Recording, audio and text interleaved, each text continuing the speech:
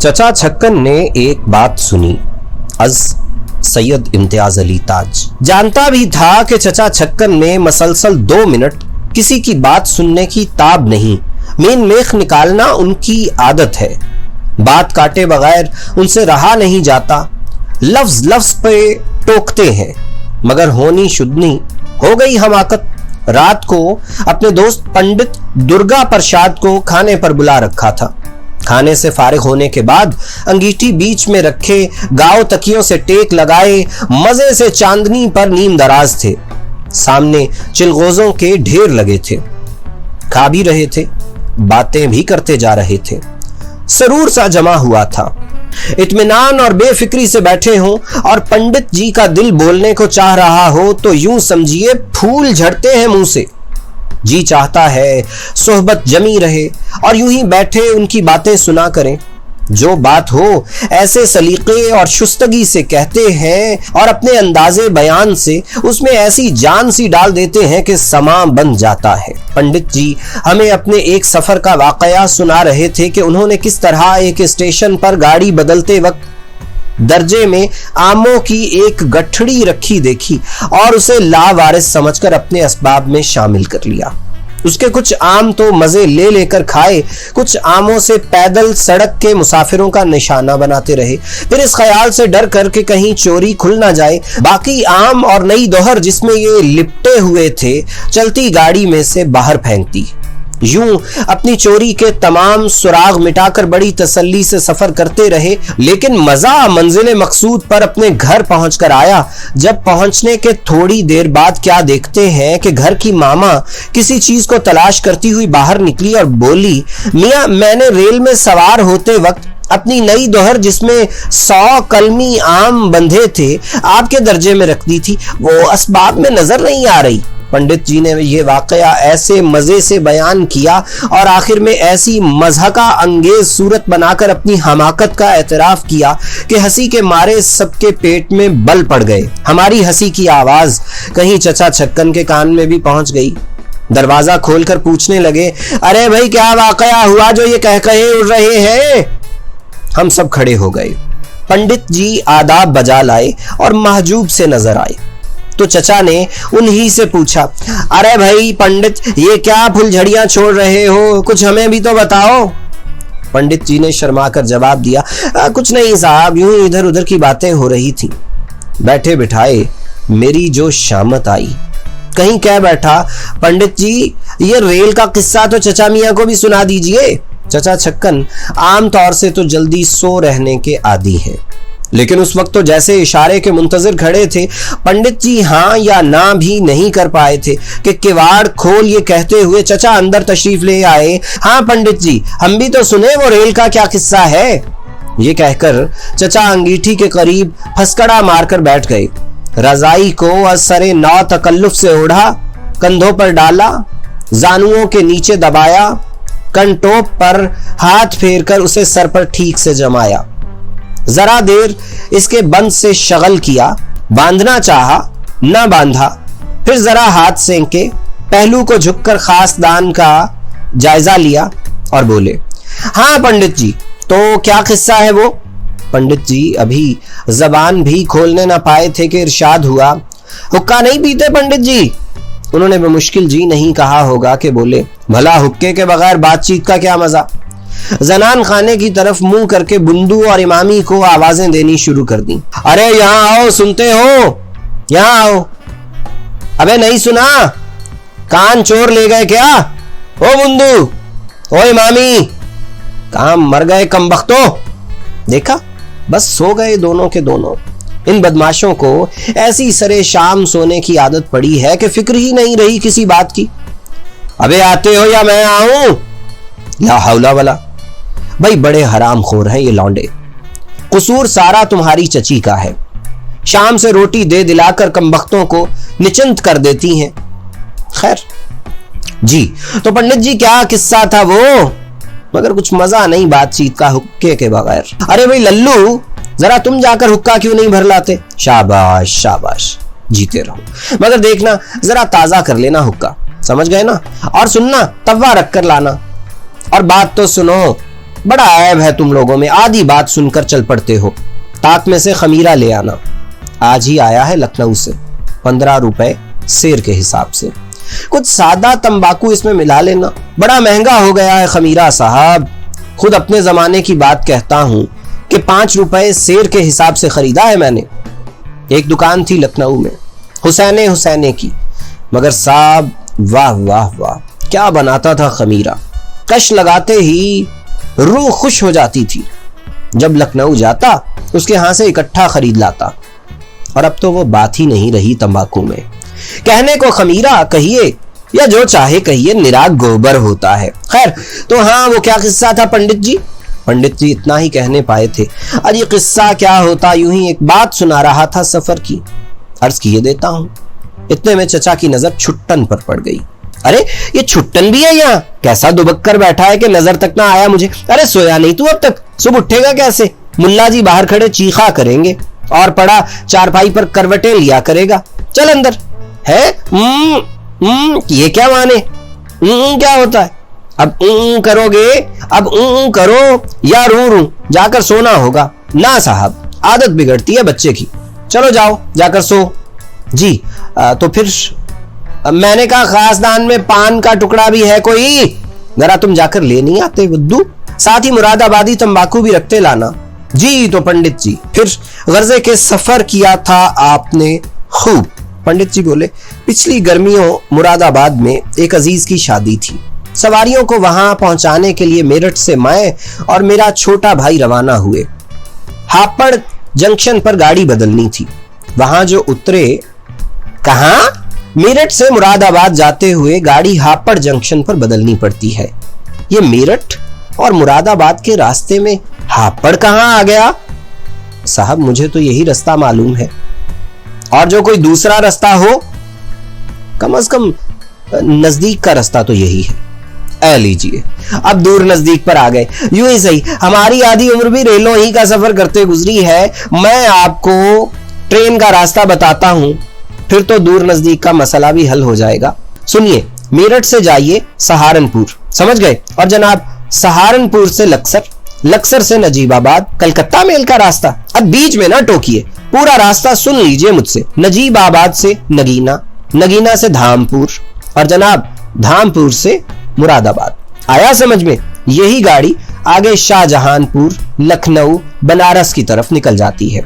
मगर इस मौके पर उसके तस्करे से क्या हासिल, हमें तो सिर्फ मुरादाबाद के रास्ते से सरोकार है। पंडित जी ने कहा, जी हाँ, ये रास्ता तो मेल ट्रेन ही का है, मगर दूर का है। मैं करीब तरीन रास्ते से रवाना हुआ था। चचा ने फरमाया, यूं आपको हर रास्ते से रवाना होने का इख्तियार था, लेकिन ये ख्याल आपका सही नहीं कि हमारा बताया हुआ रास्ता दूर का है। और यकीन ना हो तो टाइम टेबल देखकर अपना इत्मीनान भी कर लीजिएगा। टाइम टेबल शायद घर में मौजूद ना हो, वरना अभी बात तय हो जाती। पर खैर, बिलफर्ज वो रास्ता दूर का भी था, जब भी ये गलती थी आपकी कि सवारियों को साथ लेकर ऐसे रास्ते से गए जिधर से गाड़ी बदलनी पड़ती थी। पंडित जी दबी जबान से बोले, इस रास्ते भी सहारनपुर पर गाड़ी बदलने की जरूरत तो होती है। चचा कंटोक के बंद बांधने लगे और बोले, बदलने की जरूरत होती? यकीन है? अच्छा, फिर तो कुछ ऐसी गलती नहीं की आपने। खैर, किसी रास्ते ही से गए हो आप। अब इस बाद अज वक्त बहस से क्या हासिल, तो आप बात कीजिए। पंडित जी ने कहा, तो साहब असबाब भी था हमारे साथ ज्यादा। चचा ने हाशिया आराई की, वो तो होना ही था, आखिर शादी ब्याह में जा रहे थे और फिर साथ सवारियां। कुछ ना पूछिए, ऐसे मौकों पर ये औरतें क्या कुछ सामान लेकर निकलती हैं। ट्रंक और बक्स और गठड़ियां और बिस्तर और जाने क्या क्या कुछ। ओफो, मेरा तो सोचे से भी दम उलझता है। पंडित जी बोले, जी हाँ, तो हापड़ में अपने दर्जे से हमने असबाब उतारा। हापड़ उतरने वाले मुसाफिर स्टेशन से बाहर चले गए।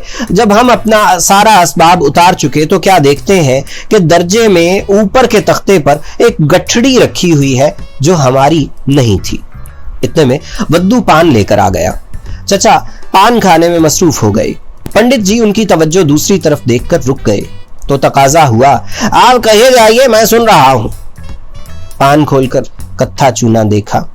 कत्था ज्यादा था। जेरे लब कुछ उस पर तनकीद हुई। और बोले, अब तक पान लगाने का सलीका भी नहीं आया, अच्छा खासा पलस्तर है कत्थे का, ला हौला वला। फिर कत्था पूंछा, पान खाया, छालिया तंबाकू हथेली पर रखकर फुंकी लगाई, पान कल्ले में दबाया। पंडित जी की दिलदारी को मुस्कुराकर फरमाया, आप तो खामोश हो गए पंडित जी। पंडित जी बेसब्री से इस अमल के तमाम होने का इंतजार कर रहे थे। चचा को मुतवज्जे देखकर फिर शुरू हो गए। सारी ट्रेन खाली हो चुकी थी, चुनाचे यकीन था कि अब मालिक ना आएगा। दिल में शौक पैदा हुआ कि गठड़ी खोलकर देखिए तो इसमें क्या है। मैंने उसे उठाकर खोला तो क्या देखता हूं कि सहारनपुर के निहायत आला दर्जे के मालदा आम करीब 100 रखे हैं। चचा मुंह ऊंचा करके पीक संभालते हुए बोले, आ भाई जला उदाल दान लाना। फिर पीक थूकी, बाछें पूछी और बोले, ये सहारनपुर के कैसे आम कहे आपने? मालदा आम और सहारनपुर के? भला सहारनपुर में मालदा आम कहां से आया?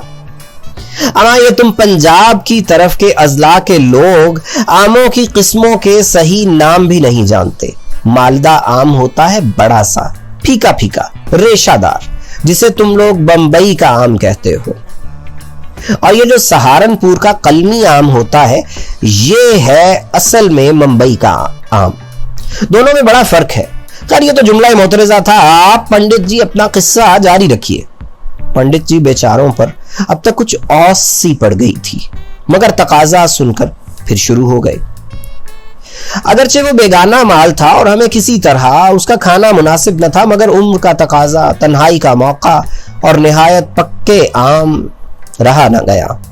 हमने सोचा अब कौन इन्हें रेलवे वालों के सुपुर्द करता फिरे, और रेल वाले ही ऐसे कहां के ईमानदार हैं कि मालिक को वापस कर देंगे। चुनाचे वो आम भी हमने अपने असबाब में शामिल कर लिए। इस पर चचा ने दिलदारी का कहकहा लगाया और बोले, गर्जे के खूब आम मिले खाने को। निहायत दिलचस्प वाकया है। पंडित बेचारा हैरान के ये अद बीच में दाद कैसी। 2-3 दफा कहने की कोशिश भी की कि साहब बाकी बात तो सुन लीजिए, मगर चचा ने मुरब्बियाना अंदाज में सर हिला हिलाकर उन्हें बोलने की मोहलत ही न दी। कहने लगे, समझ गया, खूब आम उड़ाए फिर, निहायत खूब।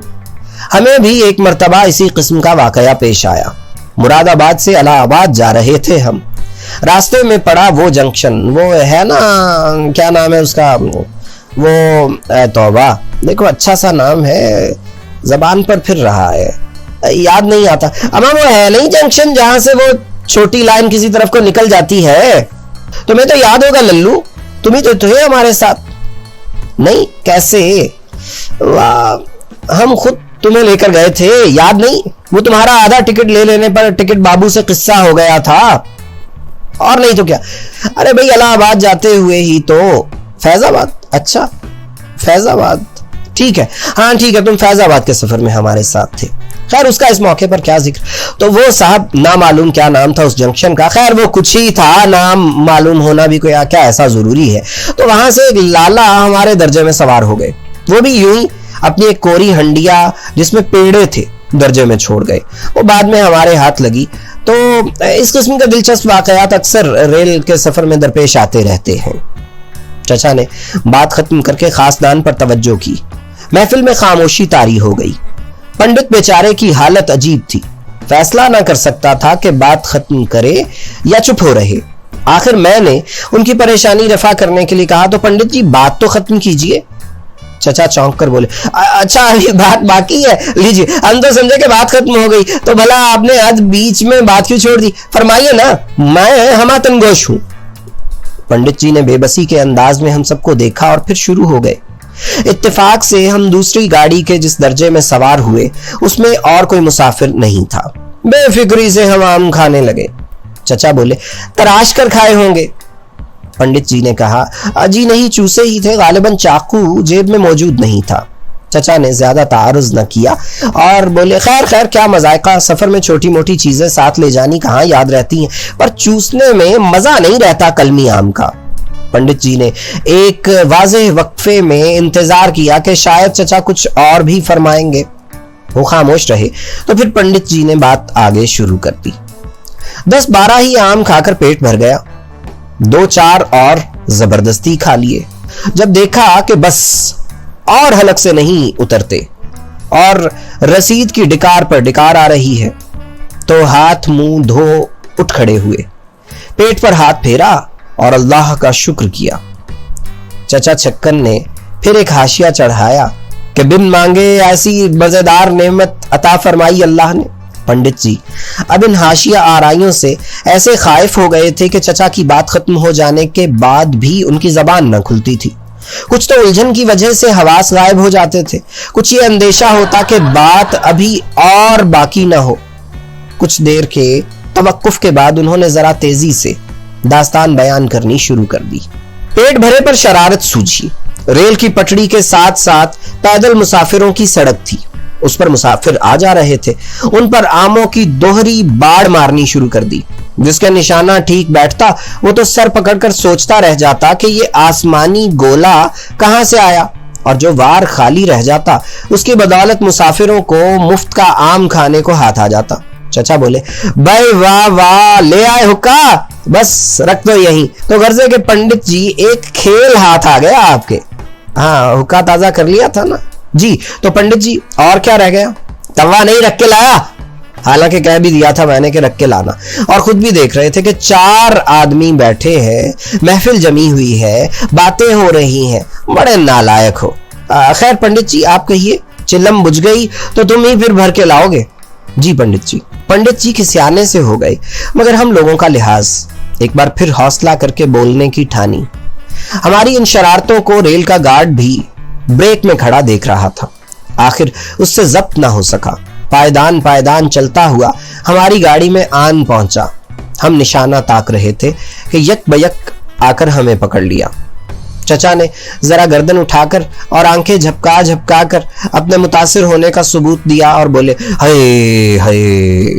पंडित जी बोले, गार्ड ने हमको डांटना डपटना शुरू किया कि तुम पैदल मुसाफिरों को तकलीफ पहुंचा रहे हो। मैंने मजबूरन ये बहाना बना दिया कि कुछ आम सड़ गए थे, इसलिए हम उन्हें फेंक रहे हैं। हमने ख्याल न किया कि कोई मुसाफिर भी सड़क पर जा रहा है।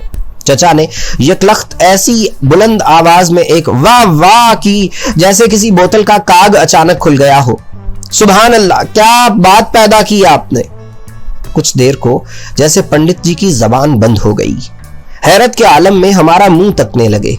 हम सबकी ये कैफियत कि शर्म से पसीना पसीना हो रहे हैं। गुस्से की लहरें उठती हैं और ठंडी पड़ जाती हैं। आंखों ही आंखों में उनसे कहा, जिस तरह हो पंडित जी, इस दास्तान को खत्म कीजिए। चुनांचे भर्राई हुई सी आवाज में उन्होंने फिर दास्तान शुरू की। बोले, मैंने गार्ड को इत्मीनान दिलाया कि अब ऐसी हरकत न होगी। चुनांचे वो हम पर बिगड़ा कर रुखसत हो गया। अब चचा बोले, चला गया तो समझिए बला टल गई। बाज़ औकात तो साहब ये लोग ऐसा परेशान कर देते हैं कि नाक में दम आ जाता है। अब देखिए, एक अपना किस्सा अर्ज करता हूं, सुनिए। खुदा तुम्हारा भला करे, सन 9 का जिक्र होगा या 10 का या 11 ही का हो तो अजब नहीं। बहरहाल कुछ ही था, वो उसी जमाने का वाकया है। ना याद आ गया हमें, सन 10 ही का जिक्र है। उन्हीं दिनों बादशाह एडवर्ड हफ्तुम का इंतकाल हुआ था। हम सहारनपुर से मुरादाबाद जा रहे थे। घर के लोग भी हमारे हमराह थे। बच्चों में बस ये लल्लू था गोद में, या शायद वद्दू भी। ना, वद्दू नहीं पैदा हुआ था अभी। बहरहाल तो बात ये थी कि हमारी खुश दामन कुछ गर्जे के बाज अवारिस थे। उन्हें खुतूत के जरिए हमें मालूम हो चुका था कि वो इलाज करवाने के लिए शाहजहांपुर जाने वाली हैं। हमने उन्हें खत में लिख दिया था कि हम मुरादाबाद का टिकट लेकर रवाना होंगे। अगर इस अरसे में आप शाहजहांपुर चली जाएं तो ऐसा इंतजाम करती जाइएगा कि हमें स्टेशन पर उसकी इत्तला मिल जाए, और अगर आप रुखसत हो चुकी हो तो हम बजाय मुरादाबाद उतरने के उसी गाड़ी में शाहजहांपुर रवाना हो जाएंगे। लीजिए जनाब। हमारे पहुंचते पहुंचते वो शाहजहांपुर रवाना हो गई। स्टेशन पर हमें उसकी इत्तला मिली। रात का वक्त था, सर्दी का मौसम। हमने सोचा कि अब कौन उतरकर आगे का टिकट ले। शाहजहांपुर पहुंचकर मुरादाबाद से वहां तक का किराया अदा कर देंगे। वहां पहुंचे तो हमारी शराफत मुलाहिजा फरमाइए कि रेल वालों को साफ साफ कह दिया कि भाई लोगों, हमारा टिकट मुरादाबाद तक का था, बाकी तुम्हारा जो कुछ हमारे जिम्मे निकलता है अब ले लो। लीजिए साहब, वो तो अकड़ गए, कहें कि हम तो 2 गुना किराया लेंगे, हमारा कायदा यही है। बहुत तेरा समझाया, लड़े झगड़े, मिन्नत खुशामद की, मगर बेसूद, मजबूरन 2 गुना किराया अदा करके खलासी हुई। तो मेरा ये बयान करने से मतलब ये कि ये रेलवे वाले जब सताने पर तुल जाएं तो कोई कसर उठा नहीं रखते। अब ये कहकर चचा हुक्का पीने लगे। महफिल पर एक नागवार सा सकूत छा गया। पंडित जी की अब ये कैफियत गोया किसी नशे से दिमाग सुन्न हो गया हो। हम सब की अजीब हालत। दास्तान जारी रखने को कहें तो कता कलाम का डर, खामोश हो रहे तो ये शर्मिंदगी के पंडित जी की बात अध बीच में ही रह गई। इतने में चचा छक्कन ने कोहनियां उठा उठाकर अंगड़ाइयां और जमाहियां लेना शुरू कर दी। इससे कुछ ढारस बंधी कि चचा अब ज्यादा देर न बैठेंगे और बात शायद जल्द खत्म हो सके। चुनांचे हल्के से कह दिया, जी पंडित जी फिर? चचा ने एक नई जमाही लेकर कहा, खत्म नहीं हुई अभी बात? तो फिर कह डालिए जल्दी से, अब तो कुछ नींद आ चली है हमें। क्या वक्त हो गया होगा? 11:15। ओफो, देखिए तो बातचीत में वक्त कैसे जल्दी से गुजरता है। हाँ, तो क्या रह गया था बाकी पंडित जी? पंडित जी के लिए ऐसी हालत में ये कहने के सिवा चारा न था। ऐसी कौन सी जरूरी बात है कि उसे खत्म ही किया जाए? नींद आ रही है तो आप आराम फरमाइए। चचा छक्कन ना माने, बोले, ना बात खत्म कर लीजिए आप, ऐसी जल्दी नहीं मुझे। वो बात ये है कि जल्द सो रहने और सुबह जल्द उठने का आदी हूं। ताहम क्या हुआ, आप शौक से फरमाइए। पंडित जी बेचारे खोए खोए एक मुर्दा तबस्सुम से फिर गोया हुए। बात शुरू तो तफरीह के लिए की गई थी, पर हालत ये थी कि कोई बाहर से आता तो उसे कतई तौर पर यह मालूम होता कि पंडित जी से कोई बड़ा जुर्म हो गया है, जिसके लिए ये गरीब चचा छक्कन से मुआफी मांग रहा है। बोले, गार्ड के जाने के बाद हमें फिक्र हुई कि अव्वल तो चोरी का माल खाया और फिर उस पर यह शरारत के उसकी खबर गार्ड तक जा पहुंची। अब अगर कोई झगड़ा उठा और बाकी आम और कपड़ा हमारे पास से निकला तो खासा चोरी का मुकदमा बन जाएगा। चचा छक्कन ने इस पर जमाही ली। पंडित जी दोबारा बोले, चुनांचे ये सोचा कि जो आम बाकी है उन्हें चुपके से फेंक दिया जाए ताकि कोई सुराग बाकी न रहे। चुनांचे हमने आम और वो नई दोहर जिसमें वो बंधे हुए थे लपेट कर चलती गाड़ी में से बाहर फेंक दी। चचा छक्कन की जमाही के अखीर में कुछ इस किस्म का शोर आया जैसे मुंह चढ़ाते वक्त निकलता है। थोड़ी देर बाद हमारा सफर खत्म हो गया और हम मुरादाबाद उतरकर अपने घर पहुंचे। पंडित जी की इतनी बात सुनकर चचा उठ खड़े हुए और बोले, भाई हमें तो नींद आ गई। पंडित जी किस्सा तो बड़ा दिलचस्प था, मगर बकौल आपके ऐसी कौन सी जरूरी बात है कि अब इसे खत्म ही किया जाए? तो मैं भी आपसे माफी चाहता हूँ, इन्हें सुनाइए आप लोग। हम सब ने कहा, जरा सी बात रह गई थी चचा मियाँ, जरा सी तो बात बाकी है, अब सुन ही लीजिए। बोले, ना भाई अब तो हम सोएंगे, 2-3 ही तो फिक्रे रह गए। नहीं भाई अब तो तुम ही सुनो, हम तो सुन चुके। हम ही को सुना रहे थे पंडित जी, हमने सुन लिया। आंखें मिची जा रही हैं अब तो हमारी। पंडित जी बोले, हाँ आराम फरमाइए आप। चचा बोले, हाँ बस अब लेटूंगा। वो वद्दू तुम पान और पानी हमारे सरहाने रख देना और लल्लू यहाँ से उठकर हुक्का भी हमारे पलंग के साथ रखाना। सुबह जरूरत होगी हमें, मगर देखना चिल्लम बाहर उलट लेना। और लल्लू वो दवा हमारी रखना ना भूल जाना। और शायद ये उगालदान भी तो हमारे ही कमरे का है, ये भी अपने ठिकाने पर पहुंच जाए। समझ लिया ना? हम बोले, चचा मियाँ इतनी देर में तो बात भी खत्म हो जाती। चचा इसरार से कुछ चिढ़ गए और बोले, होती तो हो जाती, फिर हम क्या करें, बात ना हुई, मजाक ही हो गया। मायूस होकर मुझे इसके सिवा चारा नजर ना आया कि पुकार पुकार कर कहूं, चचा मियाँ वो आम की गठड़ी दरअसल पंडित जी ही की मुलाजिमा की थी। ये भेद घर जाकर खुला था और फिर ये दोहर और आम फेंकने पर खूब पछताए। चचा बोले, हमारी बला से, और ये कहकर जोर से दरवाजा बंद करके चले गए। ऐसा मालूम होता था हमारे इसरार से वो और कुछ खिंच गए हैं। उनके जाने के बाद कमरे में सन्नाटा तारी हो गया। पहली मर्तबा हमें एहसास हुआ कि कमरे में क्लॉक भी चल रहा है।